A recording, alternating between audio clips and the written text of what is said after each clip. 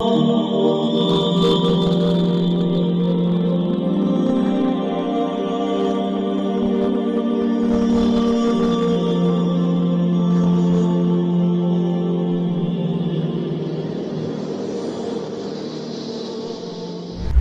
علیکم ورحمۃ اللہ وبرکاتہ۔ بیت الحکمہ دیوبند کی آن لائن عربک کلاسز میں آپ سب کا استقبال ہے۔ میں محمد انوار خان القاسمی، مینیجنگ ڈائریکٹر بیت الحکمہ دیوبند سے۔ آج یہ ہمارا آخری سیشن ہے سیرت خاتم الانبیاء کا، اور آج ہم اسٹارٹ کریں گے حدیث نمبر 34۔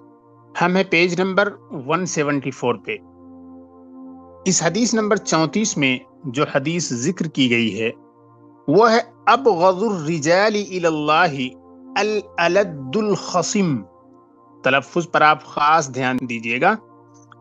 ابغض الرجال الی اللہ الالد الخصم، انہوں نے اعراب لگا دیا ہے آپ کی سہولت کے لیے، اور میں جس طرح سے پروناؤنس کر رہا ہوں اس کو فالو کریں۔ اس کا اردو ٹرانسلیشن جو انہوں نے دیا ہے وہ یہ ہے: اللہ کے نزدیک سب سے زیادہ مبغوض جھگڑالو آدمی ہے۔ اللہ کے نزدیک سب سے زیادہ مبغوض جھگڑالو آدمی ہے۔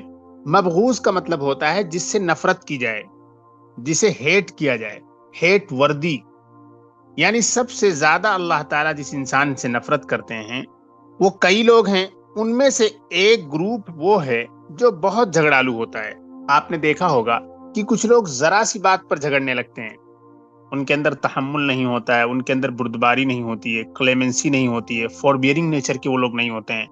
معمولی بات ان کو مل جائے تو بہت زیادہ جھگڑنے لگتے ہیں۔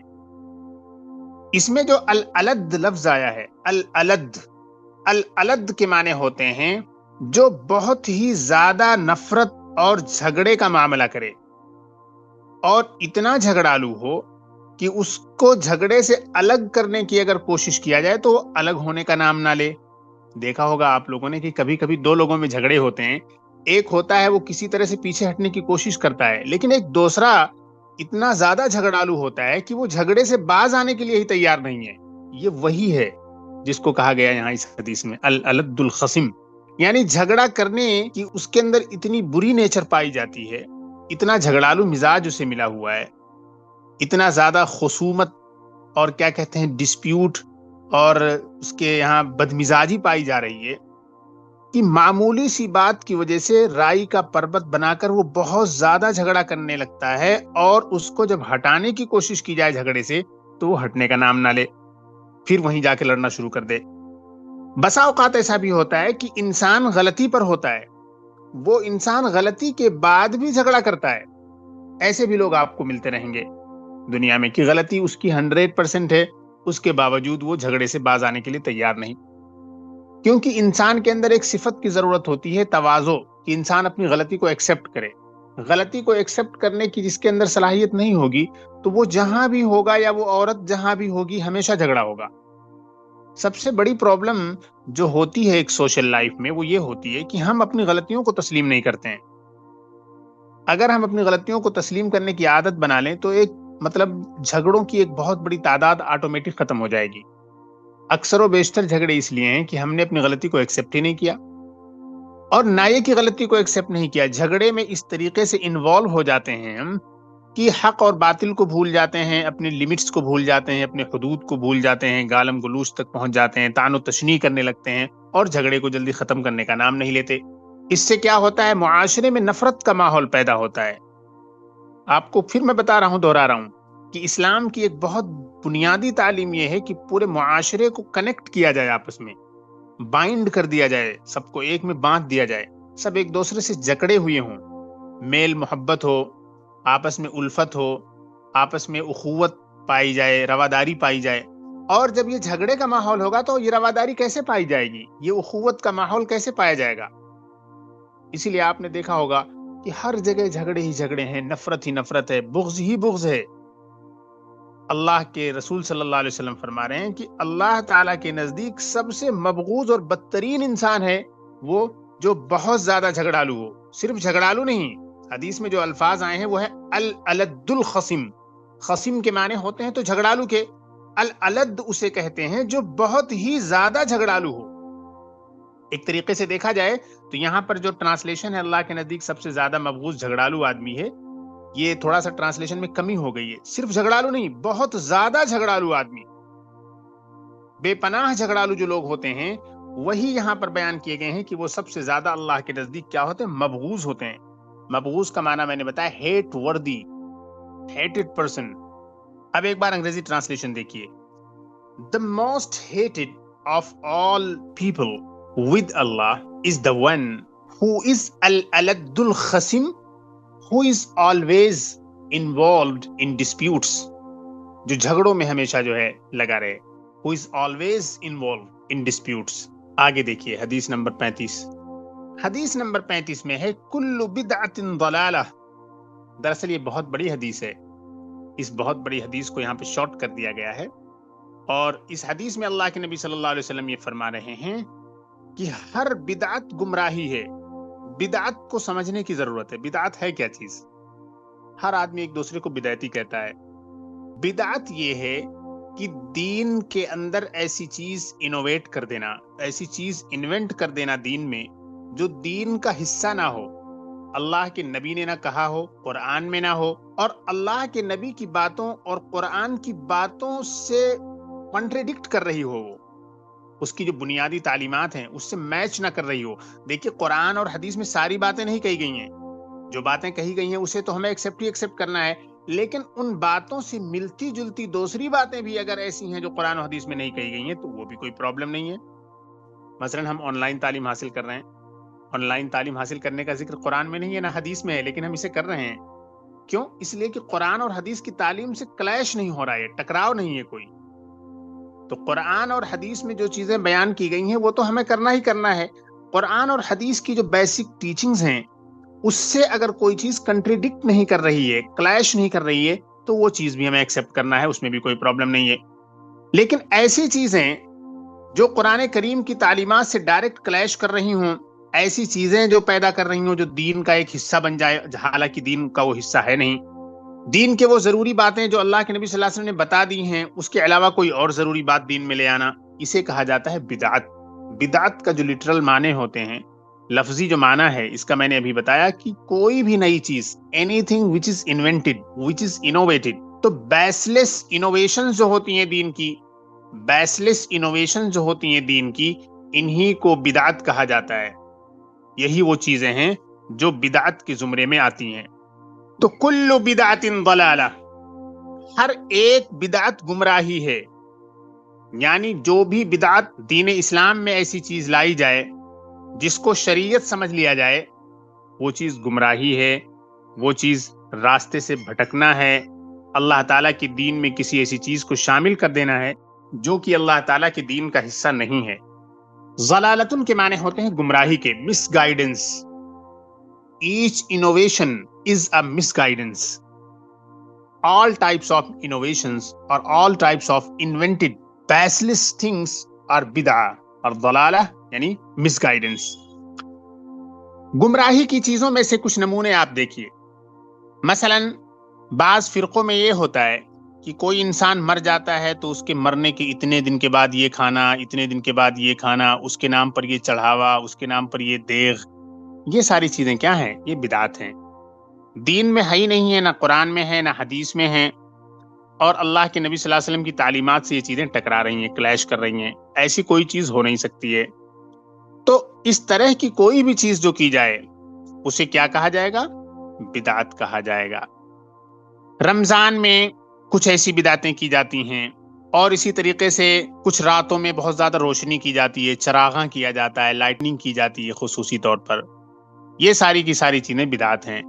اسی طریقے سے یوم پیدائش منانا وغیرہ، یہ تمام چیزیں بھی کیا ہیں؟ بدعات ہیں. اگلی جو حدیث آ رہی ہے وہ ہے الطہور شطر الایمان. حدیث نمبر 36 میں ہمیں بتایا جا رہا ہے کہ پاک رہنا آدھا ایمان ہے. الطہور شطر الایمان یعنی پاکی ایمان کا آدھا حصہ ہے. پاک رہنا آدھا ایمان ہے، یعنی پاکی ایمان کا آدھا حصہ ہے. Cleanliness is half of ایمان، half of the faith. یعنی ہمارا جو فیتھ ہے، ہمارا جو بلیف ہے، اس کا آدھا حصہ کیا ہے؟ ہمارا صاف ستھرا رہنا ہے. صاف ستھرا رہنے سے یہاں پر کیا مراد ہے؟ کیا چیز بتائی جا رہی ہے یہاں پر صاف ستھرا رہنے سے؟ صاف ستھرا رہنے سے مراد یہ ہے کہ انسان اندرونی طور پر بھی صاف رہے اور ظاہری طور پر بھی صاف رہے۔ علماء کرام لکھتے ہیں کہ حدیث میں جو طہور کا لفظ لایا گیا ہے، جس کے معنی ہوتے ہیں صفائی، اس صفائی سے صرف ظاہری صفائی مراد نہیں ہے بلکہ باطنی صفائی مراد ہے، اور باطنی صفائی صرف مراد نہیں ہے بلکہ ظاہری صفائی بھی مراد ہے۔ تو اسلام میں ظاہر اور باطن دونوں کو صاف کرنا ہے۔ اپنے باطن کو ایمان کی عادتوں سے صاف ستھرا رکھنا ہے، یعنی ہمارے اندر جو ہے اعمال صالحہ پائے جائیں، اچھی عادتیں پائی جائیں، اخلاق پائے جائیں، تو اس سے ہمارا اندر کا حصہ صاف ہوگا۔ اور ظاہر کا جو حصہ ہمارا صاف ہوگا وہ پانی کے ذریعے صاف ہوگا، گندگی کو ہٹانے کے ذریعے صاف ہوگا، جسم کو اور کپڑے کو صاف کرنے کے ذریعے ہوگا۔ تو دونوں طرح کی صفائی مطلوب ہے، اور دونوں طرح کی صفائی میں ہم بہت پیچھے ہیں۔ ہمارے یہاں کیا ہوتا ہے، لوگ اپنے گھروں کے سامنے گندگی پھینک دیتے ہیں، کمروں میں گندگی پڑی ہے اس کو صاف نہیں کرتے ہیں، چادر گندی ہو گئی ہے اس کی صفائی نہیں کی جاتی ہے، کپڑے گندے ہو گئے ہیں اس کو صاف نہیں کیا جاتا ہے، جسم گندا ہو گیا اس کو صاف نہیں کیا جاتا ہے۔ کسی بھی طرح کی گندگی اسلام میں بڑی مذموم مانی جاتی ہے، بہت ہی مبغوض مانی جاتی ہے گندگی اسلام میں۔ اس کا ریزن یہ ہے کہ جہاں گندگی ہوتی ہے وہاں فرشتے بھی رحمت کے نہیں آتے ہیں۔ آپ نے سنی ہوگی ایک حدیث کہ اللہ کے نبی صلی اللہ علیہ وسلم نے تمام صحابہ کو منع کیا کہ پیاز کھا کر نہ آئیں مسجد میں، کیونکہ پیاز جب کھا کر آئیں گے تو ایک بدبو ہوگی، یعنی پکی ہوئی پیاز کی تو بدبو نہیں ہوتی ہے، کچی پیاز اگر کوئی کھا لے یا اور ایسی کوئی چیز بدبو کی کھا لے تو پاس کے لوگوں کو بدبو آئے گی۔ تو اللہ کے نبی صلی اللہ علیہ وسلم نے مسجد میں آنے سے اس لیے منع کیا کیونکہ منہ سے جو بدبو نکلے گی، یا وہ ایک مثال ہے پیاز، کوئی بھی ایسی چیز اگر کھا لی جائے جس سے بدبو نکلے تو اس کو کھانے کے بعد مسجد میں آنے سے ڈائریکٹ منع کیا اللہ کے نبی نے۔ کیوں منع کیا؟ کیونکہ رحمت کے فرشتے نہیں آتے ہیں، فرشتے جہاں بھی گندگی ہوگی وہاں نہیں آئیں گے۔ ہم نے اپنے گھر کا کچرا اپنے دروازے کے سامنے پھینک دیا، اب رحمت کے فرشتے وہاں ہمارے نہیں آئیں گے، کیوں؟ ان کو گندگی سے نفرت ہوتی ہے۔ ہمارے گھروں میں گندی چادریں پڑی ہوئی ہیں، گندے کپڑے پڑے ہوئے ہیں، فرش گندی ہے، غلاظتیں پڑی ہوئی ہیں، نجاست پڑی ہوئی ہے، برتن ادھر ادھر الٹے سیدھے پڑے ہوئے ہیں، کھانا ایسے کھلا ہوا پڑا ہے، مکھیاں اس پہ اوپر بھنبھنا رہی ہیں، تو اس طریقے سے ایک بہت ہی منحوس ماحول پیدا ہوتا ہے، ایک گندا ماحول پیدا ہوتا ہے۔ تو ایک اچھا آدمی پسند نہیں کرتا، ایک مہذب انسان ان چیزوں کو پسند نہیں کرتا، دوسرے جو ہے فرشتے بھی رحمت کے نہیں آتے۔ تیسری بات یہ ہے کہ سائنٹیفک پوائنٹ آف ویو سے اگر دیکھا جائے تو ایسی جگہوں پر بیماریاں بھی بہت زیادہ ڈیولپ ہوتی ہیں۔ A lot of diseases develop in dirty places۔ جو گندی جگہیں ہوتی ہیں وہاں پر بہت ساری بیماریاں ڈیولپ ہوتی ہیں۔ تو اسی لیے گندگی جو ہے، ہر طرح کی گندگی اسلام میں ناپسندیدہ ہے اور نہایت مبغوض ہے، اور اللہ کے نبی صلی اللہ علیہ وسلم فرماتے ہیں آدھا ایمان ہے۔ آج کل دیکھا ہوگا آپ نے کہ مسلم محلوں میں بہت گندگی ہوتی ہے۔ ہم دوسروں کو تو کہتے ہیں کہ بھائی ہماری سڑکیں نہیں بنائی جا رہی ہیں، لیکن ان سڑکوں کو چھوڑیے جہاں ہمارے ایم پیز ہوتے ہیں، ہمارے ایم ایل ایز ہوتے ہیں، مسلمانوں کی اکثریت ہوتی ہے، وہاں پر کتنی گندگی پائی جاتی ہے۔ قربانی کے ایام میں دیکھیے لوگ خون ایسے چھوڑ دیتے ہیں، پانی نہیں ڈالتے ہیں، گندگی کو جلدی نہیں پھینکتے ہیں۔ بڑے بڑے شہروں میں، دلی وغیرہ میں آپ جائیں، بٹلہ ہاؤس ہے، شاہین باغ ہے، ذاکر نگر وغیرہ ہے، جامع مسجد وغیرہ کا علاقہ ہے، یہاں پر گندگی کا ایک عجیب و غریب ماحول ہوتا ہے، ایک مہذب انسان کے لیے چلنا پھرنا مشکل ہو جائے۔ اور قربانی وغیرہ کے جو ایام ہوتے ہیں تو اس میں تو اور بھی ایسی گندگی ہوتی ہے کہ انسان مطلب باہر نہ نکل سکے۔ یہ سب چیزیں جو ہے آپ محسوس کر سکتی ہیں، کوئی بھی انسان دیکھ سکتا ہے اپنی آنکھوں سے، کسی بھی وقت اتنی گندگی ہوتی ہے۔ تو اس سے پتا چلا کہ خود ہم ذمہ دار ہیں، ہماری ذمہ داری ہے کہ ہم ان گندگیوں کو صاف کریں، اور ہماری ذمہ داری شروع ہوتی ہے ہمارے گھر سے۔ اگر ہم نے کچرا اپنے دروازے کے سامنے پھینک دیا تو اس میں کس کا نقصان ہوا؟ سب سے پہلے ہمارا یہ نقصان ہوا، کیونکہ ہم اسی دروازے کے سامنے سے اندر گھسیں گے، انٹری کریں گے، اور انٹری کریں گے تو پھر گندگی ہم لے کر اندر آئیں گے اپنے گھروں میں۔ اسی طریقے سے ہر انسان اگر اپنی گندگی اپنے دروازے کے سامنے پھینک دے، روڈ پر پھینک دے، سڑک پر پھینک دے، تو پوری گلی پھر گندی ہو گئی۔ تو کیا ہوا؟ گندگی کو ہم نے ایک جگہ سے دوسری جگہ ہٹایا، گندگی کو ہم نے ڈسپوز نہیں کیا۔ ڈسپوز کرنا ہے اس گندگی کو، اس کی جگہ پہ پہنچانا ہے، ایک صفائی کرنے والوں کا سپورٹ کرنا ہے۔ تو بہرحال صفائی کی اسلام میں بے پناہ اہمیت ہے۔ جہاں صاف ستھری جگہ ہوتی ہے وہاں طبیعت لگتی ہے، وہاں انسان کو رہنے کا دل کرتا ہے، وہاں وہ جا کر خوش ہوتا ہے۔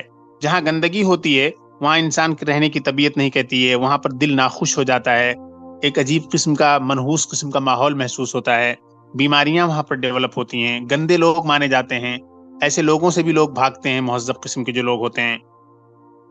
اور سب سے بڑی بات یہ ہے کہ فرشتے پسند نہیں کرتے، اور اللہ کے نبی صلی اللہ علیہ وسلم نے ہر طرح کی نجاست غلاظت سے منع کیا ہے. الطہور شطر الایمان، پاک رہنا آدھا ایمان ہے. آگے دیکھیے 37 نمبر پر آئیے. 37 نمبر پر ہے احب البلاد الی اللہ مساجدها، سب سے زیادہ پسندیدہ جگہیں اللہ کے نزدیک مسجدیں ہیں. اللہ کے نزدیک سب سے زیادہ محبوب جگہ مسجدیں ہیں.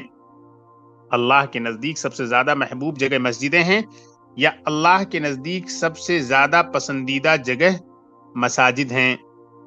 اللہ تعالیٰ کے نزدیک سب سے زیادہ پسندیدہ جگہ مساجد ہیں. اس کا مطلب کیا ہے؟ اس کا مطلب یہ ہے کہ سب سے زیادہ جو پسندیدہ جگہ اللہ تعالیٰ کے نزدیک ہے وہ ہے جہاں پر لوگ جا کر عبادت کرتے ہیں اللہ تعالیٰ کی. دراصل اللہ نے اس دنیا کو پیدا ہی کیا ہے عبادت کے لیے. آپ نے وہ قرآن کی آیت سنی ہوگی بار بار، وما خلقت الجن والانس الا لیعبدون، ہم نے جنات اور انسان کو بنایا ہی ہے عبادت کرنے کے لیے. اور وہ عبادت کہاں ہوتی ہے؟ مسجد میں ہوتی ہے. تو اس لیے وہ جگہ سب سے زیادہ اللہ تعالیٰ کو پسند ہوگی. اسی طرح سے خواتین کے لیے مساجد میں نہ جانے کے بجائے کمرے میں، اگر کوئی یعنی گھر میں کوئی ایسا کمرہ ہے جہاں پر وہ عبادت کرتی ہیں یا قرآن کریم کی تلاوت کی جاتی ہے، تو وہ بھی اللہ تعالیٰ کے نزدیک سب سے زیادہ پسندیدہ ہے، وہ بھی اسی حکم میں داخل ہے. اور دراصل آج کل کوئی ایسی جگہ منتخب کر لینی چاہیے گھر میں بھی کہ جہاں پر زیادہ سے زیادہ لوگ، کسی کو نماز گھر میں پڑھنی ہو تو وہاں جا کر پڑھ لیں، کسی کو قرآن کریم کی تلاوت کرنی ہو تو وہاں جا کر قرآن کریم کی تلاوت کر لیں. اب شہروں میں مسئلہ یہ ہو گیا کہ لوگوں کے گھر بہت چھوٹے چھوٹے ہوتے ہیں، بہت چھوٹے چھوٹے فلیٹ ہوتے ہیں، اس میں تو بڑا مشکل ہو گیا ہے. لیکن پھر بھی کہیں کونا ہی مل جائے کہ بھئی کونے میں ایک جگہ متعین کر دی جائے کہ گھر کے کسی بھی انسان کو نماز پڑھنی ہو تو یہاں آ کر نماز پڑھ لیں، وہاں مصلی بھی بچھا رہے، تو یہ ایک اچھی چیز ہے. تو احب البلاد الی اللہ مساجدها، اللہ کے نزدیک سب سے زیادہ محبوب جگہ مسجد ہے. اللہ کے نبی صلی اللہ علیہ وسلم ہجرت کر کے جب مدینہ منورہ تشریف لائے، آپ نے پوری سیرت پڑھ لی ہے. اس میں آپ کو یاد ہوگا سب سے پہلے آپ نے کیا کیا؟ ایک مسجد تعمیر فرمائی. مدینہ ہجرت کرنے کے بعد اللہ کے نبی صلی اللہ علیہ وسلم نے جو سب سے پہلا انیشیٹو لیا، سب سے پہلا ڈیسیژن لیا، وہ کیا کیا؟ ایک مسجد بنانے کی طرف لوگوں کو راغب کیا، لوگوں کو موٹیویٹ کیا، اور ایک مسجد کی تعمیر عمل میں آئی. حدیث میں ہے من بنا مسجدا یبتغی بہ وجہ اللہ بنى اللہ لہ مثلہ فی الجنہ، جو انسان بھی کوئی مسجد بنا رہا ہے اور اس کے ذریعے اللہ تعالیٰ کی رضا کا طلبگار ہے، وہ اللہ تعالیٰ کی خوشی، پلیزر اسے چاہیے، تو اللہ تعالیٰ جو ہے اس کے بدلے جنت اس کو دیں گے.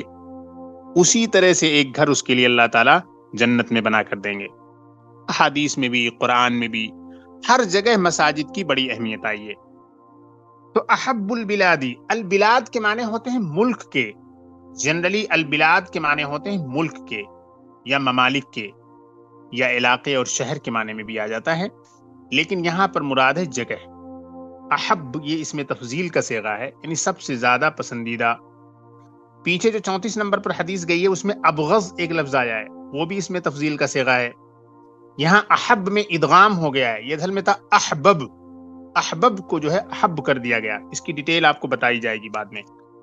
احب البلاد الی اللہ مساجدها، اللہ کے نزدیک سب سے زیادہ پسندیدہ جگہ مساجد ہیں.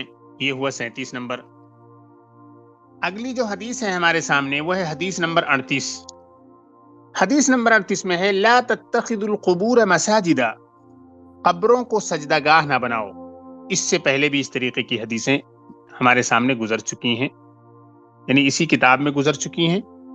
تو اللہ کے نبی صلی اللہ علیہ وسلم اس حدیث میں فرما رہے ہیں کہ قبروں کو مساجد نہ بناؤ. اصل میں پہلی قوموں میں کیا ہوتا تھا کہ جب ایک پیغمبر مر جاتا تھا، ایک پیغمبر کی جب وفات ہو جاتی تھی، تو اس کی وفات کے بعد اسی پیغمبر کا مجسمہ بنا لیا جاتا تھا، پتھروں سے تراش کر اسی پیغمبر کا مجسمہ بنا لیا جاتا تھا اور اس کی قبر پر وہ مجسمہ رکھ دیا جاتا تھا. پھر لوگ آتے تھے اس پکچر کو، اس امیج کو آنر کرتے تھے، اس اسٹون کو، اس پتھر کو آنر کرتے تھے، ریسپیکٹ پیش کرتے تھے. پھر اس کے بعد بہت دنوں کے بعد کیا ہوتا تھا، کچھ لوگ آ کر اس کی پوجا کرنا شروع کر دیتے تھے. تو مسئلہ یہی نہیں ہے کہ قبروں کی زیارت کی جائے. قبروں کو آہستہ آہستہ کیا کیا جاتا ہے، انہی کو معبود مان لیا جاتا ہے، یا معبود کی طرح ان کے ساتھ بیہیو کیا جاتا ہے، ان کے ساتھ ٹریٹمنٹ کیا جاتا ہے. اور لوگ جو ہے اصل اللہ کو بھول کر اس قبروں میں سوئے ہوئے جو مردے ہوتے ہیں ان کو مسبب الاسباب سمجھنے لگتے ہیں. جہالت کی وجہ سے لوگ چیزوں کو جانتے نہیں ہیں. تو اسی لیے اللہ کے نبی صلی اللہ علیہ وسلم نے یہ فرمایا کہ خبردار اگر کسی نے ہماری قوم میں، ہماری ملت میں قبروں کو سجدہ گاہ بنایا.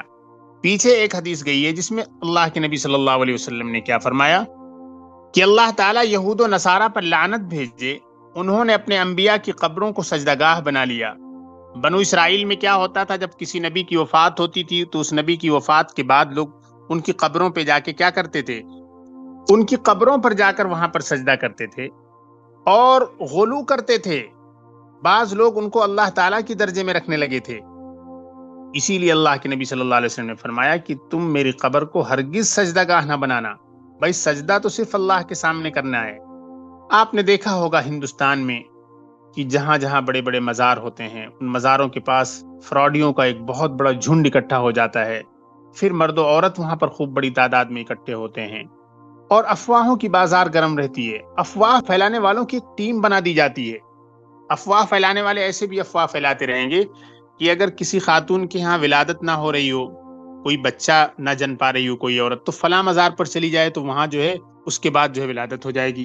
اس کے لیے افواہیں پھیلائی جاتی ہیں. بہت سارے لوگ افواہ پھیلا دیں گے.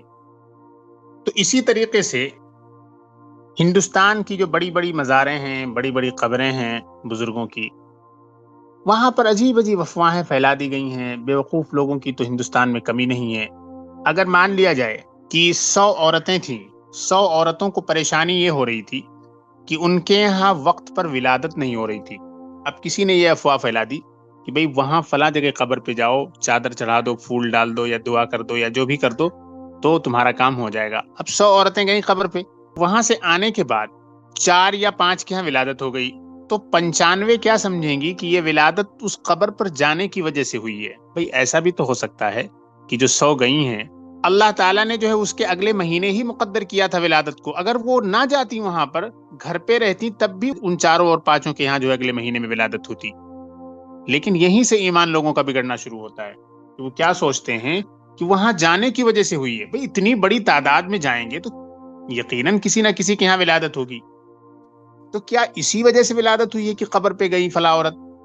یہیں پر انسان کا ٹیسٹ ہوتا ہے. یہیں سے بیوقوف دھوکہ کھاتے ہیں اور یہی سب کچھ ہوتا ہے. ایسے عامل جو ہوتے ہیں، عملیات کرنے والے ہوتے ہیں، ان کا بھی یہی فراڈ ہوتا ہے.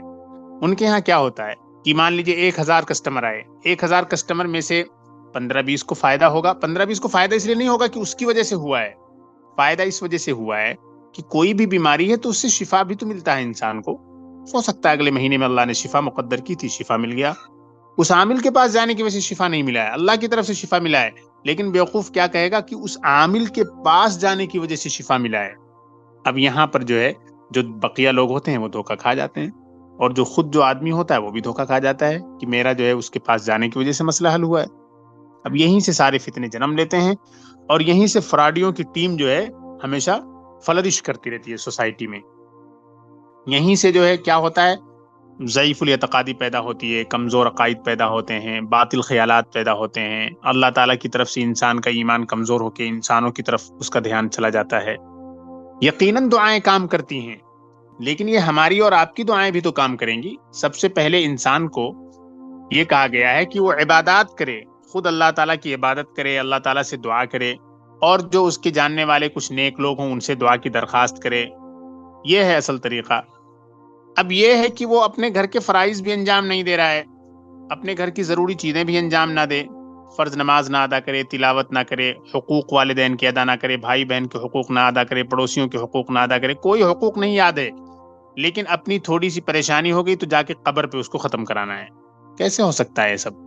اتنا آسان حل ہوتا تو اللہ کے نبی صلی اللہ علیہ وسلم کے مرنے کے بعد تمام صحابہ قبروں پر آ کر اپنے مسائل حل نہ کر لیتے. کسی کے بارے میں نہیں ہے کہ حضرت عائشہ بیمار ہوئیں تو اللہ کے نبی کی قبر پر آئیں، ابو ہریرہ بیمار ہوئے تو اللہ کے نبی کی قبر پر آئے، حضرت عمر کو پریشانی ہوئی حضرت رسول صلی اللہ علیہ وسلم کی قبر پر آئے. کبھی ایسا کچھ نہیں حدیث میں موجود ہے. آپ حدیث کی کتابیں پڑھیں گی تو آپ کو اندازہ ہو جائے گا. کہیں بھی کسی حدیث میں نہیں ہے کہ کوئی صحابی اللہ کے نبی صلی اللہ علیہ وسلم کی قبر پر آئے کچھ مانگنے کے لیے. دعا کرنی چاہیے، وہاں پر دعا کی جا سکتی ہے، لیکن ایک سبب مان کر کہ یہی اللہ کے رسول ذریعہ ہیں اللہ کے علاوہ جو ہے، یا یہ کہ اللہ کے رسول صلی اللہ علیہ وسلم کے سامنے سجدہ کیا جائے، یہ تمام چیزیں غلط ہیں. وہ جگہ مقدس ہے، بابرکت ہے، یہ ایک الگ چیز ہے، لیکن وہاں پر جو ہے ہم اپنی تمام پریشانیوں کے حل کے لیے آئیں اور ہمارے ہاتھ میں جو اللہ تعالیٰ نے حل دیا ہے اس کو ہم استعمال نہ کریں. یعنی نماز دیا ہے، روزہ دیا ہے، زکوٰۃ دیا ہے، گھر پہ دعا کرنا دیا ہے، یہ سب ہم چھوڑ کے جو ہے ایک ثانوی درجے کی چیزوں کی طرف جائیں، یہ بہت خطرناک ہے، اور یہی ہمارے معاشرے میں ہو رہا ہے. خیر، یہ بہت بڑا ٹاپک ہے. پرانے زمانے میں کیا کرتے تھے؟ اللہ کے نبی نے اپنے بستر مرگ پہ فرمایا لعنت اللہ علی الیہود والنصارى اتخذوا قبور انبیائہم مساجد. اللہ کے نبی نے اپنی وفات سے پہلے فرمایا، پیچھے تفصیل گزر چکی ہے. حضرت عائشہ فرماتی ہیں کہ وفات سے پہلے آپ نے فرمایا کہ اللہ تعالیٰ کی یہود و نصارہ پر لعنت ہو، انہوں نے اپنے انبیاء کی قبروں کو مسجد بنا لیا. بہت خطرناک بات ہے. تو جب انبیاء کی قبر کو ہم مسجد نہیں بنا سکتے تو یہ ایک عام قسم کے جو ولی ہوتے ہیں، جو نیک لوگ ہوتے ہیں، ان کی قبروں پر جا کر ہم کیسے جو ہے ان کو مسجد یعنی کہ سجدہ گاہ بنا سکتے ہیں؟ لوگ جا کر وہاں سجدہ کرتے ہیں، اپنے جو ہے پیشانی زمین پر رکھتے ہیں، یہ سب شرکیہ اعمال ہیں. تو لا تتخذوا القبور مساجدا، قبروں کو سجدہ گاہ نہ بناؤ، یعنی قبروں پر سجدہ نہ کرو. قبر پر صرف اتنا کیا جا سکتا ہے کہ ہم گئے اور ان کے لیے دعا کیا اور عبرت حاصل کر کے ہم آ گئے، اور وہ بھی مردوں کے لیے. خواتین کے لیے قبروں کی زیارت کو منع کیا گیا ہے. اس کے اسباب ہیں. سبب یہ بتایا جاتا ہے کہ عورتوں کا دل کمزور ہوتا ہے، تو کہیں اگر ان کے خاندان کا کوئی انسان جو ہے وہاں پہ دفن ہے تو اس کا دل جو ہے اس کو یاد کر کے کہیں رونے نہ لگے، واویلا مچانے نہ لگے. تو یہ ساری چیزیں، اسی لیے جنازے کے پیچھے بھی عورتوں کو جانے سے منع کیا گیا ہے. تجہیز و تکفین سے بھی اسی لیے عورتوں کو منع کیا گیا ہے، کیونکہ کمزور دل کی ہوتی ہے عورت، تو اس کے بارے میں اندیشہ یہ ہے کہ وہ جو ہے یہ تمام چیزیں انجام نہیں دے پائے گی، اور اس کا جو ہے دل کمزور ہونے کی وجہ سے ٹینشن میں آ سکتی ہے، ڈپریشن میں آ سکتی ہے. بہت دفعہ ایسا ہوتا ہے کہ کوئی عورت کسی خاص چیز کو دیکھ لیتی ہے تو وہ ڈپریشن میں چلی جاتی ہے لائف ٹائم کے لیے. ایک خاتون کے بارے میں پتا چلا کہ اس نے کسی کا مرڈر ہوتے ہوئے دیکھ لیا اپنی آنکھوں سے، آج تک وہ جو ہے ڈپریشن میں ہے. تو بہرحال جو ہے بایولوجیکلی کچھ ایسی چیزیں ہوتی ہیں عورتوں کی کہ وہ اس کے بارے میں سب مانتے ہیں کہ ہاں بھئی یہ چیز پائی جاتی ہے. تو بہرحال مردوں کے لیے جو اجازت دی گئی ہے قبروں میں آنے کے لیے، وہ صرف اتنی حد تک کہ آپ وہاں جائیں، ان کے لیے دعا کریں. وہاں پر جانا ہے اور وہاں پر جا کر دعا کرنی ہے، اور ایک خاص قسم کی دعا پڑھنی ہے. وہ سب دعائیں بھی حدیث میں وارد ہیں، اس کے آداب بھی وارد ہیں، اور عبرت حاصل کرنے کے لیے ہمیں جانا ہے. عبرت حاصل کرنے کے لیے یہ کہ ہمیں بھی یہیں پر آنا ہے، ہم بھی مر کر یہیں واپس آئیں گے. تو یہ ساری چیزیں تو ہیں قبر پر. سادے انداز میں آپ جائیں، ان کے لیے دعا پڑھیں، ان سے سلام کریں، اور ان کے لیے کچھ ایسے ہی کچھ کیا کہتے ہیں سورہ فاتحہ وغیرہ بھی ہم پڑھ سکتے ہیں، ان کے لیے بخش سکتے ہیں. یہ ساری چیزیں تو ہیں، لیکن وہاں جائیں قبروں سے مانگیں کہ اے اللہ کے نبی مجھے یہ دے دیجئے، اے اللہ کے رسول مجھے یہ دے دیجئے، یہ سب چیزیں ممنوع ہیں. اسی طرح سے کسی بزرگ کی قبر پر جائیں، اس سے آپ مانگیں کہ مجھے بچہ نہیں ہو رہا، مجھے بچہ دے دیجئے، یا میری شادی نہیں ہو رہی ہے، میری شادی کرا دیجئے، یا جناب میرے یہاں جو ہے غربت ہے، غربت میری دور کر دیجئے. یہ سب وہ بندہ کیسے کر سکتا ہے؟ وہ تو خود اپنی قبر میں ہے، اس کا حساب کتاب ہو رہا ہے. قبر میں جانے والا خود بیچارہ پریشان رہتا ہے. بھلے ہی نیک لوگوں کو سزا نہیں ہو رہی ہوگی، لیکن بہرحال قبر میں ہے ایک انسان. اب ہم اس سے کیا مانگ سکتے ہیں؟ ہم زیادہ سے زیادہ کیا کر سکتے ہیں؟ اس کے لیے دعا کر سکتے ہیں. اس کے لیے دعا کریں اور عبرت حاصل کریں. یہ ہے قبر کی زیارت کا مقصد. اس پہ چادر چڑھائیں اور اس سے یہ امید کریں کہ ہمیں اس سے بہت زیادہ ثواب مل جائے گا اور اس سے ہماری ضرورتیں پوری ہو جائیں گی. یہ بدترین قسم کی حماقت ہے، اس سے کچھ ہونے والا نہیں ہے. نظام الدین میں جو وہ ہے، نظام الدین اولیاء کی درگاہ ہے، کتنا عجیب و غریب منظر ہوتا ہے، کتنا بھیانک منظر ہوتا ہے. اجمیر ہے، کلیر ہے، اور حاجی علی کی درگاہ ہے بمبئی وغیرہ میں، اور اسی طریقے سے ساؤتھ انڈیا وغیرہ میں ہر محلے میں ایک درگاہ ہے. پتہ نہیں کیا کیا سب کرتے ہیں، کتنا فراڈ چل رہا ہے، کتنا دھوکہ ہے، کتنا بیوقوفی میں مبتلا ہے ہماری قوم. مرد و عورت کس طریقے سے بیوقوف ہو چکے ہیں، اس کی کوئی انتہا نہیں ہے. آگے بڑھتے ہیں. ہم پہلے اس کا انگریزی ٹرانسلیشن دیکھ لیجئے. لا تتخذوا القبور مساجد، پچھلی حدیث کا بھی میں نے ٹرانسلیشن نہیں کیا، حدیث نمبر 37 کا بھی انگریزی ٹرانسلیشن دیکھیے. اس کا ٹرانسلیشن ہے احب البلاد الی اللہ مساجدها، the most loved of all the places to Allah are the mosques. اور 38 نمبر کا ہے لا تتخذوا القبور مساجد، don't make the graves as mosques. 39 number میں ہم پڑھتے ہیں لَتُسَوُّنَّ صُفُوفَكُمْ أَوْ لَيُخَالِفَنَّ اللَّهُ بَيْنَ وُجُوهِكُمْ، نماز میں اپنی صفوں کو سیدھا کرو ورنہ اللہ تعالیٰ تمہارے قلوب میں اختلاف ڈال دے گا. نماز میں اپنی صفوں کو سیدھا کرو ورنہ اللہ تعالیٰ تمہارے قلوب میں اختلاف ڈال دے گا. یعنی کہ نماز میں اگر صفیں سیدھی رکھی جائیں تو اس سے آپس میں اتحاد اور یونٹی کا سبق ملتا ہے. دراصل شریعت اسلامیہ کے جو احکام ہیں یہ سارے کے سارے احکام ایک سبق بھی ہمیں سکھاتے ہیں. تو نماز میں جہاں ہم اللہ تعالیٰ کی عبادت کھڑے ہو کر رہے ہوتے ہیں وہاں بہت سارے سبق ہمیں ملتے ہیں. ایک سبق تو سب سے بڑا وہ یہ ہے کہ ہم سب اللہ کے بندے ہیں اور سب کا درجہ برابر ہے، سب ایک صف میں کھڑے ہیں، سب کا درجہ ایک ہی ہے، کوئی اللہ کے نزدیک چھوٹا بڑا نہیں ہے. دوسرا سبق یہ ملتا ہے کہ سب کو مل جل کے رہنا ہے. جیسے صف میں کھڑے ہو سب اللہ کے نزدیک ایک ہیں، اسی طریقے سے مل جل کر کھڑے ہو. ایسا نہ ہو صف میں کوئی آگے کھڑا ہے کوئی پیچھے کھڑا ہے، اس سے ایک بہت ہی بھدا ماحول پیدا ہوتا ہے. آپ نے دیکھا ہوگا فوجیوں کی جو ٹیم ہوتی ہے کس طرح سے ایک صف میں کھڑی ہوتی ہے، ایک معمولی برابر بھی جو ہے کسی طرح کا رتی برابر ڈیفرنس نہیں ہوتا ہے، کوئی گیپ نہیں ہوتا ہے، سب مل کر کھڑے ہوتے ہیں، ایک دیوار کی طرح ہوتے ہیں، جیسے ایک سیسا پلائی ہوئی دیوار ہوتی ہے. اسی طریقے سے انسان کو صف میں کھڑا ہونا چاہیے. اس سے کیا عبرت ملے گی، کیا سبق ملے گا؟ اس سے جو لیسن ہمیں ملے گا وہ یونٹی کا لیسن ملے گا، اتحاد کا درس ملے گا ہمیں اس سے. اور اگر ہم یوں ہی الل ٹپ یہاں کوئی کھڑا ہے کوئی اس کونے میں کھڑا ہے کوئی بیچ میں کھڑا ہے کوئی آگے کھڑا ہے کوئی پیچھے کھڑا ہے، بے ترتیب کھڑے ہیں، انڈسکریمنیٹلی لوگ کھڑے ہوئے ہیں، تو اس کی وجہ سے جو ہے اللہ تعالیٰ کے نبی فرما رہے ہیں کہ تمہاری صفوں میں جو آگے پیچھے ہیں، صفوں میں جو نابرابری تمہاری پائی جا رہی ہے، اس کی وجہ سے تمہارے دلوں میں بھی نابرابری ہو جائے گی، تمہاری دلوں میں بھی ڈس یونٹی آ جائے گی.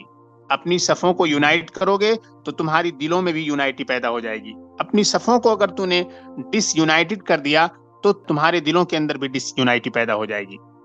تو ہارمونی پیدا کرنے کے لیے، یونٹی پیدا کرنے کے لیے، بردرہوڈ کا سینس ڈیولپ کرنے کے لیے اللہ کے نبی صلی اللہ علیہ وسلم نے فرمایا کہ صفوں کو مساجد میں بالکل برابر سیسا پلائی ہوئی دیوار کی طرح رکھا جائے. تو 39 نمبر میں فرما رہے ہیں لَتُسَوُّنَّ صُفُوفَكُمْ أَوْ لَيُخَالِفَنَّ اللَّهُ بَيْنَ وُجُوهِكُمْ، یعنی نماز میں اپنی صفوں کو سیدھی رکھو ورنہ اللہ تعالیٰ تمہارے دلوں میں اختلاف ڈال دیں گے. مصنف کا ٹرانسلیشن دیکھتے ہیں، کہہ رہے ہیں نماز میں اپنی صفوں کو سیدھا کرو ورنہ اللہ تعالیٰ تمہارے قلوب میں اختلاف ڈال دے گا. یعنی اپنی صفیں، اپنی روز جو ہیں مسجد میں ان کو بالکل برابر رکھیں، ایون رکھیں، ورنہ اللہ تعالیٰ تمہارے چہروں میں اختلاف پیدا کر دے گا، یعنی تمہارے دلوں میں، یعنی تمہارے چہرے بھی ایک دوسرے سے مڑ جائیں گے. جب دل مڑ جاتا ہے، دل ہٹ جاتا ہے تو چہرے بھی ہٹ جاتے ہیں. لَتُسَوُّنَّ صُفُوفَكُمْ، you must keep your rows even, otherwise Allah subhanahu wa ta'ala will create disharmony in your hearts. یعنی اپنی صفوں کو درست رکھو، اپنی روز کو بالکل ایون رکھو ورنہ اللہ تعالیٰ تمہارے دلوں میں بھی اختلاف پیدا کر دیں گے. تو اس حدیث میں گویا کہ صف بندی کا اہتمام اور صف بندی کا خاص خیال کرنے کی نصیحت کی گئی ہے. اگلی حدیث ہے حدیث نمبر 40، اور یہ اس سیشن کی آخری حدیث ہے اور یہ اس کتاب کی بھی آخری حدیث ہے. یہاں پر کتاب ختم ہو جاتی ہے اور یہیں پر یہ 40 کا سلسلہ بتایا تھا نا. 40 حدیث جو ہے ایک خاص تھیم ہے، اس کے بارے میں میں ڈسکشن کر چکا ہوں ڈیٹیل سے پہلی حدیث کے وقت ہی. 40 حدیث کا مجموعہ یہاں پر ختم ہو جاتا ہے جس کو بولتے ہیں چہل حدیث. کئی سارے لوگوں نے چہل حدیثیں لکھی ہیں، انہوں نے بھی ایک جمع کیا ہے اپنا. من صلی علی واحدۃ صلی اللہ علیہ عشرہ، جو انسان بھی مجھ پر ایک مرتبہ درود بھیجے گا تو اللہ تعالیٰ اس پر 10 مرتبہ رحمت بھیجیں گے. مصنف نے ترجمہ کیا ہے جو مجھ پر ایک مرتبہ درود بھیجتا ہے اللہ تعالیٰ اس پر 10 مرتبہ رحمت بھیجتا ہے. کتنی بڑی بات ہے. اس حدیث میں فضائل درود شریف کو ہائی لائٹ کیا گیا ہے. نبی پاک صلی اللہ علیہ وسلم پر درود بھیجنے کے کتنے فضائل ہیں اس کو یہاں پر ہائی لائٹ کرنے کی کوشش کی گئی ہے اس حدیث میں. دراصل درود پڑھنے کے بڑے فضائل ہیں اسلام میں. بے شمار فضائل ہیں اور مختلف مواقع پر پڑھنے کی تلقین کی گئی ہے۔ قرآن میں تو ڈائریکٹ حکم دیا گیا ہے، ان اللہ و ملائکتہ یصلون علی النبی یا ایھا الذین آمنوا صلوا علیہ وسلموا تسلیما۔ بڑی مشہور آیت ہے سورہ احزاب کی، اس میں اللہ تعالیٰ کہہ رہے ہیں خود کہ اللہ اور فرشتے درود بھیج رہے ہیں نبی پر۔ جب فرشتے اور اللہ درود بھیج رہے ہیں نبی صلی اللہ علیہ وسلم پر، تو ہم تو معمولی بندے ہیں، ہمیں تو اور بھی اللہ کے نبی صلی اللہ علیہ وسلم پر درود بھیجنا چاہیے۔ ان اللہ وملائکتہ یصلون علی النبی یا ایھا الذین آمنوا صلوا علیہ وسلموا تسلیما۔ درود بھیجنے کے کئی مواقع ہیں۔ ایک تو ہم جب تشہد پڑھتے ہیں، تشہد کی حالت میں ہوتے ہیں تو وہاں ہم درود پڑھتے ہیں۔ جب ہم قعدہ کرتے ہیں، بیٹھتے ہیں قعدے میں، تو ہم کیا بھیجتے ہیں؟ اللہم صلی علی محمد وعلی آل محمد کما صلیت علی ابراہیم۔ یہ سب جو دعا ہے، درود ہے، یہ درود ہم پڑھتے ہیں۔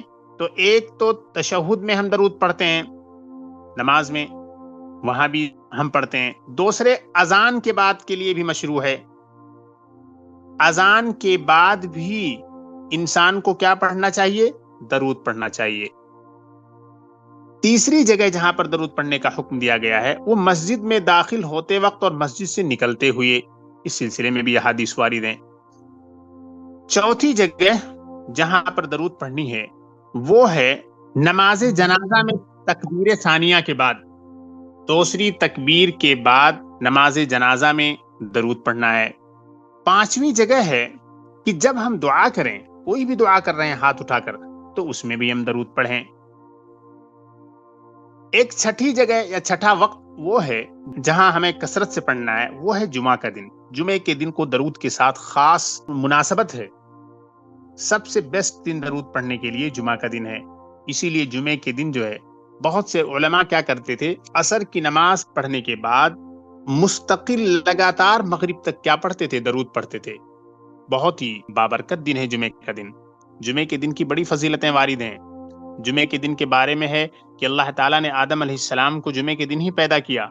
اور دوسری بات یہ ہے کہ جمعے کے دن جس درود کو پڑھا جاتا ہے تو اللہ کے نبی صلی اللہ علیہ وسلم فرما رہے ہیں کہ وہ درود میرے سامنے پیش کیا جاتا ہے، یعنی اللہ کے نبی صلی اللہ علیہ وسلم اپنی قبر میں ہیں، ہم درود پڑھ رہے ہیں ہندوستان میں، کوئی بمبئی میں، کوئی دلی میں، کوئی دیوبند میں، تو یہ جو درود ہم پڑھیں گے جمعے کے دن، تو ڈائریکٹ اس درود کو اللہ کے نبی صلی اللہ علیہ وسلم کی خدمت میں پیش کیا جائے گا کہ فلاں بندے نے دلی کے یا بمبئی کے یہ درود پڑھی ہے اور میرے لیے درود پڑھی ہے۔ تو بہت بڑی فضیلت ہے جمعے کے دن درود پڑھنے کی۔ یہ ایک چھٹی جگہ ہے جب درود کا ہمیں التزام کرنا چاہیے۔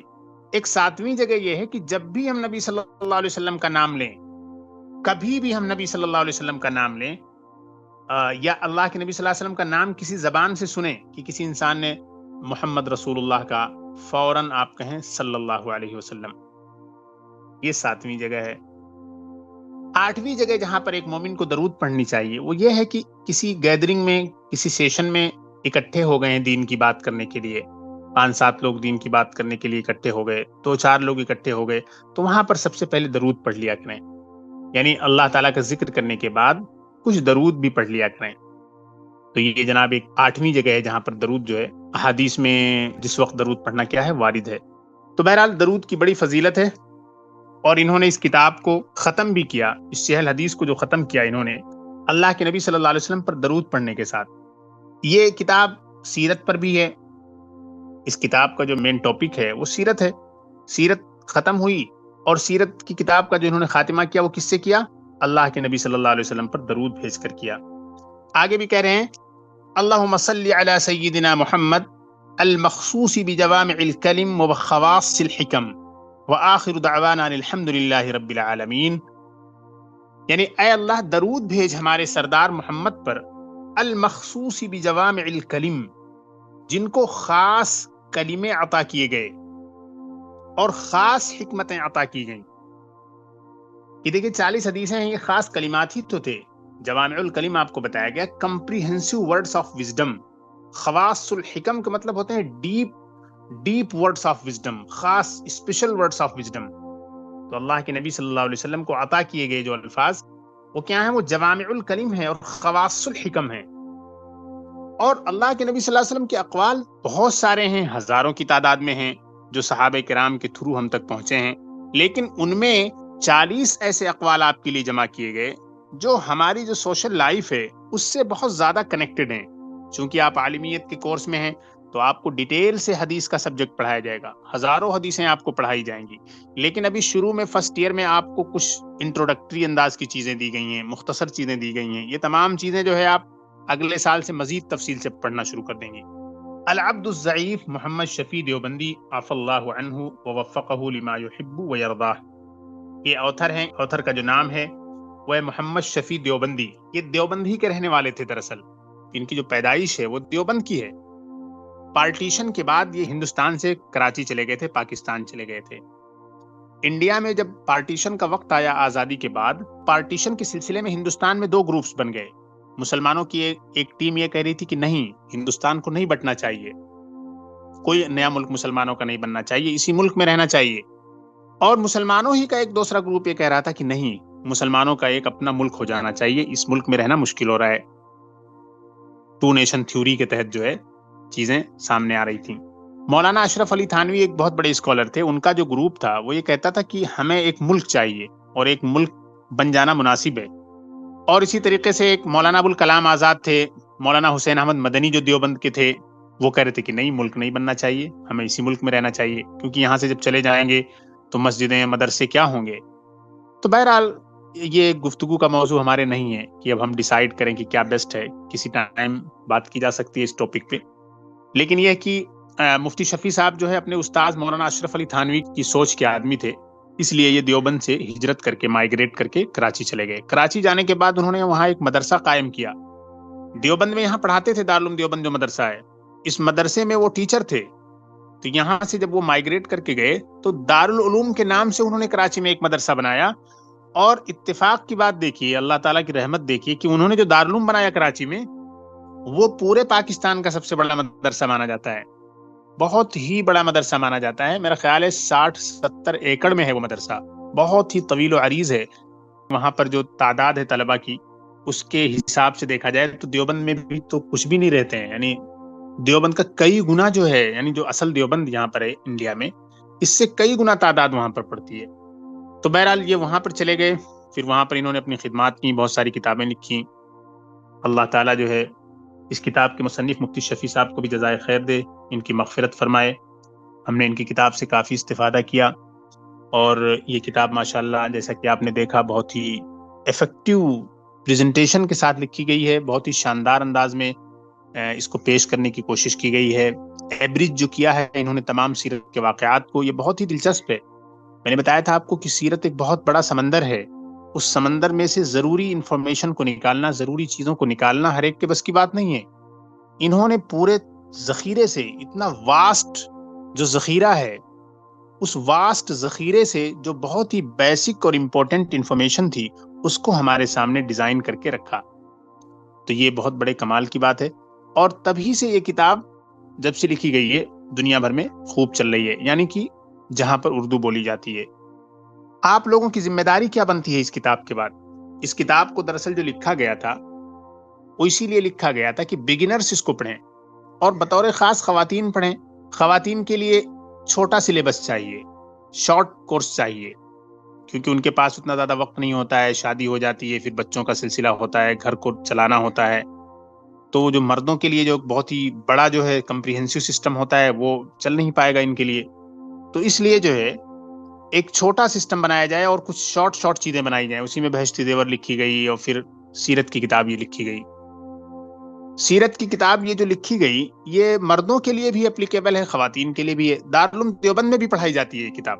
یہاں دیوبند میں لڑکوں کے مطلب کلاس میں بھی یہ کتاب سیرت خاتم الانبیاء پڑھائی جاتی ہے. اور جو ہے خواتین کے بہت سے مدرسے ہیں وہاں پڑھائی جاتی ہے. بہت سے مدرسے ہیں ان کو پتہ ہی نہیں ہے کہ یہ کتاب ہے، تو وہاں نہیں پڑھائی جاتی ہے. ہم نے بھی اس کو اپنے یہاں جو بیت الحکمہ میں انکلوڈ کیا ہے. اس کا مقصد 2 ہے. ایک مقصد تو یہ ہے کہ آپ کو سیرت کی ایک اچھی کتاب پڑھائی جائے، تاکہ سیرت کے جو اہم پہلو ہیں وہ آپ کے سامنے شارٹ میں تمام کے تمام آ جائیں. دوسری چیز یہ ہے کہ ساتھ میں آپ کو اردو کی بھی مشق ہو جائے، کیونکہ جو ہمارے یہاں بیت الحکمہ میں طالبات پڑھنے کے لیے آتی ہیں وہ زیادہ تر کالجز وغیرہ سے آتی ہیں، یونیورسٹیز سے آتی ہیں. تو ان کی انگلش تھوڑی بہت تو ٹھیک ہوتی ہے، کام چلاؤں ہوتی ہے، لیکن اردو ان کی اچھی نہیں ہوتی ہے. تو ان کو اردو بھی سکھانی ہے ہمیں، تو سیرت کے ساتھ ساتھ ہم ان کو اردو بھی سکھانے کی کوشش کرتے ہیں. اسی لیے کچھ اور بھی کتابیں ہمارے یہاں ہیں ڈفرینٹ سبجیکٹس پہ، اس کو بھی ہم اردو میں پڑھاتے ہیں. ہمارا وہاں بھی یہی مقصد ہے کہ وہ سبجیکٹ بھی پڑھایا جائے اور پھر اردو بھی تھوڑی بہت صحیح ہو جائے، کیونکہ ہندوستان میں اردو ایک بڑی اہم زبان ہے. ہندوستان میں رہتے ہوئے ہم اردو کو اگنور نہیں کر سکتے ہیں. مولانا اشرف علی تھانوی نے 1000 کتاب اردو میں لکھی ہے، بتائیے آپ کیسے پڑھیں گے آپ اس کو؟ تمام بڑے بڑے علماء نے ہندوستان میں اردو میں کتابیں لکھی ہیں. مفتی تقی عثمانی کی ساری کتابیں اردو میں ہیں، مفتی شفیع کی ساری کتابیں اردو میں ہیں، انڈیا کے جتنے اسکالرز ہیں سب کی کتابیں اردو میں ہیں. اردو ہی ہمیں نہیں معلوم ہے تو ہم کیسے سمجھیں گے؟ بڑے بڑے جو اسپیکرز ہیں، خطبہ ہیں، واعظین ہیں، ان کی جو زبان ہے وہ بھی اردو میں ہے. اردو اگر ہم نہیں سمجھیں گے تو ان کی تقریروں کو بھی ہم نہیں سمجھ سکیں گے. اسی لیے اردو کو ایک حد تک سیکھنا ضروری ہے. تو اس سال کچھ کتابیں ہیں، 2-3 کتابیں ہیں اردو میں ہیں، اور اگلے سال بھی کچھ کتابیں ہوں گی. اس کے بعد اردو کا سلسلہ بند ہو جائے گا. یہ کتابیں جو ہیں، میں نے بتایا کہ ایک تو ہمیں وہ سبجیکٹ بھی سیکھنا ہے، جیسے یہ سیرت کی کتابیں، تو سیرت تو ہمیں لرن کرنا ہے، لیکن اس کے علاوہ جو ہے ہمیں سائڈ سے اردو پر بھی دھیان دینا ہے. اس میں پروننسیشن کو صحیح کرنا ہے، ووکیبولری بلڈ کرنی ہے، اور ساتھ میں فلوئنسی پیدا کرنی ہے اپنی زبان میں. اردو کے الفاظ کو جلدی سے کیسے بولا جائے، روانی سے کیسے پڑھا جائے، تو یہ تمام چیزیں آپ کو آہستہ آہستہ صحیح کرنی ہے. اسی طریقے سے آسان نحو ہے، آسان صرف ہے، آسان منطق ہے، یہ چھوٹی چھوٹی کتابیں ہیں، اور تاریخ کی 1-8 کتابیں ہیں. یہ سب بھی آپ کو پڑھائی جائیں گی اردو میں. یہ آسان زبان میں لکھی گئی ہیں، تو وہ سبجیکٹ بھی آپ کو کور کرنا ہوگا اور ساتھ ساتھ اردو بھی آپ کو پڑھنا ہوگا. آخری بات یہ ہے کہ اس کتاب کو آپ سال میں 3-4 بار پڑھیں. یہ کتاب صرف ایسا نہیں ہے کہ یہاں سلیبس میں داخل ہے، آپ نے پڑھ لیا، ختم ہو گیا، آج کتاب ختم ہو گئی تو اب ہمیں اس کی ضرورت نہیں ہے. یہ کتاب سیرت کی ہے، تو اس کتاب کو آپ کو اپنے گھر پہ پڑھنا ہے، اپنے گھر پہ لوگوں کو بتانا ہے. اگر گھر پہ کوئی ایسے لوگ نہیں ہیں جن کو بتایا جا سکے تو محلے کی جو خواتین ہیں ان کو آپ بتائیں. تو یہ لائف ٹائم کی کتاب ہے. یہ کتاب ایسی ہے کہ یہ ٹائم لیس ہے. اس کا کسی ٹائم سے کنیکشن نہیں ہے کہ یہ سردیوں کے لیے ہے، جاڑے کے لیے ہے، یا سلیبس کے لیے ہے، یا اس سیمسٹر کے لیے، اس سیمسٹر کے لیے نہیں ہے. نہیں، یہ لائف ٹائم کی کتاب ہے. کیونکہ ہمیں اللہ کے نبی صلی اللہ علیہ وسلم کی جو سیرت کو جاننا ہے، وہ ایسا تھوڑی کہ ایک ٹائم کے لیے ہم نے جان لیا اس کے بعد بھلا دیا. ہمیں پوری زندگی کے لیے اللہ کے نبی صلی اللہ علیہ وسلم کی سیرت کو سمجھنا ہے، اس کو اپلائی کرنا ہے. تو اس کتاب میں آپ کو ایک چیز خیال رہے کہ آپ اللہ کے نبی صلی اللہ علیہ وسلم کی سیرت خود بھی پڑھیں. ابھی تو آپ کو ایک بار پڑھایا گیا ہے، آپ کو خود کئی بار اس کو پڑھنے کی ضرورت ہے تاکہ اچھی طرح سے تمام چیزوں کو سمجھیں. کیونکہ بہت ممکن ہے کہ کچھ چیزیں ابھی آپ کے سمجھ میں نہ آئی ہوں، تو ابھی تو آپ کو خود ریوائز کرنا ہے. ریوائز کرنے کے ساتھ ساتھ کیا کرنا ہے، آپ کو اپنے گھر میں لوگوں کو سنانا ہے. فیملی ریڈنگ کے طور پر اگر آپ اس کتاب کو استعمال کریں تو اس سے بہتر کوئی چیز نہیں ہو سکتی ہے. فیملی ریڈنگ کا کنسیپٹ دنیا سے ختم ہو رہا ہے. یہ بہت ہی اچھی چیز نہیں ہے. یہ ہونا چاہیے 4-5 لوگ گھر میں بیٹھ جائیں، سیرت کی کوئی کتاب پڑھی گئی، اس کا کچھ واقعہ سنا دیا گیا، کوئی چیز سمجھا دیا گیا کہ اس میں یہ بات کہی گئی ہے، اس میں یہ بات کہی گئی ہے، تو اس سے بہت اچھا اثر پڑتا ہے. فیملی میں کوئی ایسی بات نہیں بن پا رہی ہے کہ ان کو سنایا جا سکے، تو آپ ویکلی یا کسی طریقے کا کوئی ایسا سیشن بنانے کی کوشش کریں. اپنے دوست میں، اپنی سہیلیوں میں، اپنے فرینڈز کا ایک سرکل بنائیں. ویکلی ہی بیسس پہ تھوڑا سا ان کو کچھ پڑھ کر سنانے کی کوشش کی جائے. تو اس طرح سے جو ہے کافی فائدہ ہوگا آپ کا. تو یہ کتاب ایسا نہیں ہے کہ ختم ہو گئی ہے. یہ کتاب اصل اب شروع ہوئی ہے. اب آپ کو شروع کرنا ہے. ہم نے ختم کیا ہے، شروع اب آپ کو کرنا ہے. تو یہ سلسلہ آپ بحال رکھنے کی کوشش کریں، قائم کرنے کی کوشش کریں، اور اس سلسلے کو چلائیں. انشاءاللہ یہ کتاب آپ کے لیے بھی بابرکت ہوگی. اور ایک سیرت کی کتاب ہے، تو سیرت کے پڑھنے سے انسان کے اندر ایک اچھا جو ہے جذبہ پیدا ہوتا ہے. آپ نے خود دیکھا ہوگا کہ سیرت کے جو واقعات گزرے ہیں، ان کو پڑھنے کے بعد اپنے اندر ایک تبدیلی تھوڑی بہت محسوس کی ہوگی. سیرت کے پڑھنے کے بعد انسان آٹومیٹک تبدیلی محسوس کرتا ہے. اصل میں سیرت کے اندر ایک ایسی تاثیر اللہ تعالیٰ نے رکھی ہے. اللہ کے نبی صلی اللہ علیہ وسلم کی یاد میں، آپ کے ذکر میں، آپ کے بارے میں لکھی گئی جو چیزیں ہیں، اس میں اتنا اثر رکھا ہے کہ مطلب اس کے پڑھنے کے بعد بھی، یعنی صرف پڑھنے کے بعد ہی انسان اپنے اندر ایک تاثیر محسوس کرنے لگتا ہے. آپ کی سوچ میں بدلاؤ آئے گا، آپ کی معلومات میں کافی تبدیلی آئے گی، اور آپ کی زندگی پر بھی ایک اچھا اثر پڑے گا. کیونکہ اللہ کے نبی صلی اللہ علیہ وسلم کی باتیں ہمارے سامنے ہوں، آپ کے واقعات ہوں، تو ہم جیسے گنہگار لوگوں کی زندگی پر ایک بہت ہی پازیٹیو امپیکٹ پڑتا ہے، بڑا گہرا اثر پڑتا ہے۔ اسی طرح کے لوگوں کے اثرات آپ کی زندگی پر آئیں گے۔ آپ برے لوگوں کے واقعات کو سنیں یا بری چیزیں روزانہ دیکھیں تو اس کے اثرات پڑیں گے۔ اچھے لوگوں کی باتیں اگر پڑھی جائیں تو اس کا اثر آپ کی زندگی پر کچھ اور پڑے گا۔ تو اس لیے جو ہے کوئی نہ کوئی اچھی کتاب سیرت کی ہمیشہ مطالعے میں رہے۔ یہ کتاب آپ ہمیشہ اپنی زندگی کا ایک حصہ بنائیں، اس کو پڑھیں، اور کوئی بھی گھر خالی نہیں ہونا چاہیے دراصل اس کتاب سے۔ ایک بہت بڑے مولانا تھے، دیوبندی کے تھے، انہوں نے بتایا کہ بھائی مسلمان کا کوئی گھر اس کتاب سے خالی نہیں ہونا چاہیے، اتنی بابرکت کتاب ہے یہ۔ میں نے اس لیے بتایا کہیں ایسا نہ ہو کہ کورس ختم ہو گیا، اس کتاب کو کسی اور کے حوالے کر دیا جائے، اب ہمیں اس کتاب کی ضرورت نہیں ہے، کسی اور کو دے دیں۔ یہ آپ کے جیسے ہمارے ہاں کوئی قیمتی چیز ہوتی ہے ہم اس کی حفاظت کرتے ہیں، تو ایسے ہی اس طرح کی چیزوں کی حفاظت کریں۔ حدیث کی، فقہ کی، دین کی جو کتابیں ہیں ان کی ہمیں حفاظت کرنی چاہیے۔ یہ کتابیں ہمارے گھروں میں رہیں گی تو اس سے برکت آئے گی، کم سے کم ہماری جو نسلیں ہوں گی وہ ایمان کی دولت سے مالا مال رہیں گی۔ اور ان کتابوں کے اثرات پڑتے ہیں، وہ کتابیں چونکہ اس پہ اللہ کا نام لکھا ہوا ہے، اللہ کے احکام لکھے ہوئے ہیں، تو ان کتابوں کے اثرات پڑیں گے اس گھر کے لوگوں پر، مطلب انکانشیسلی، اگر وہ جان بھی نہیں رہا ہے اس کے باوجود بھی اس کے اثرات پڑیں گے۔ بہت ساری چیزیں ایسی ہوتی ہیں کہ وہ مطلب دکھتی نہیں ہے فزیکلی یہ چیز ہو رہی ہے، لیکن وہ بیک گراؤنڈ میں ہو رہی ہوتی ہیں۔ تو اس لیے جو ہے آپ ان چیزوں کا خیال رکھیں، اور جو باتیں بتائی گئی ہیں ان تمام چیزوں پر عمل کرنے کی کوشش کریں۔ اور اخیر میں جو ہے سب سے بڑی بات یہ ہے کہ اللہ تعالیٰ کے رسول صلی اللہ علیہ وسلم کی جو سیرت ہے، اس سیرت میں جو اہم باتیں ہم نے پڑھی ہیں، اللہ تعالیٰ ہمیں اس پر عمل کرنے کی توفیق عطا فرمائے، اور ہم سب جو ہے اس کی نشر و اشاعت کریں۔ اور سب سے پہلی بات یہ کہ ہم خود اس پر عمل کریں۔ کسی بھی چیز کی دعوت کرنے کا سب سے بنیادی طریقہ یہ ہے کہ ہم خود اس پر عمل کریں۔ آج کل کیا ہوتا ہے کہ لوگ دوسروں کو بتا رہے ہیں، خود عمل نہیں کر رہے ہیں، دوسروں کو بتایا جا رہا ہے، خود عمل نہیں کیا جا رہا ہے۔ تو یہ دنیا کا بہت بڑا ایشو ہے، بہت بڑا مسئلہ ہے۔ تو ہمیں سب سے پہلے جو اچھی چیزیں ہیں اس پر عمل کرنا ہے، اس کے بعد جو ہے اپنی طاقت کے مطابق لوگوں کے درمیان ان چیزوں کی نشر و اشاعت کرنی ہے۔ اللہ تعالی ہم سب کے اس عمل کو، اس محنت کو، اس پڑھنے پڑھانے کو قبول فرمائے۔ وآخر دعوانا الحمد للہ رب العالمین، والسلام علیکم ورحمۃ اللہ وبرکاتہ۔